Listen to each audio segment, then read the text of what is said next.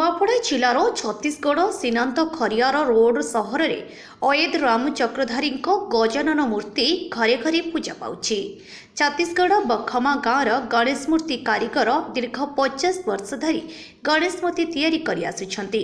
प्रतिवर्ष नुआ नुआ आकृतिर गणेश मूर्ति तैयारी करती। एथर महाराष्ट्र मुकुटा गणेश, जगन्नाथ गणेश और श्रीराम गणेश खूब बिक्री होइछि। एहा व्यतीत पंचलिंग गणेश और कलागोरा गणेशर खूब चाहिदा रहिथिला। गणेश पूजार एक मास पूर्व सपरिवार सह खरियार रोड सहर को आसी भलिकी भली रंग बेरंग गणेश तैयारी करती। एथर गणेश पूजार खरियार रोड सहर व्यतीत नुआपड़ा और खड़ियालर समस्त गणेश पेंडाल रे अयद चक्रधारी गणेश मूर्ति देखा मिली। सेहिभଳି खड़ियालर गांधीनगर रे विघ्न विनाश गणेश मूर्ति पूजा पाउछि।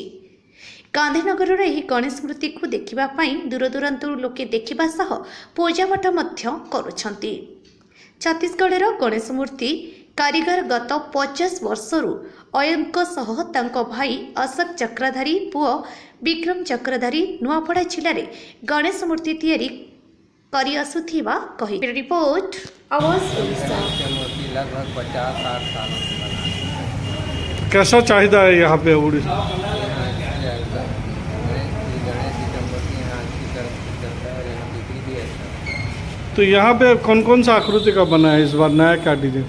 यहाँ नया आकृति का जगन्नाथ का है और श्री रामचंद्र जी भगवान के स्वरूप में बनाए हैं।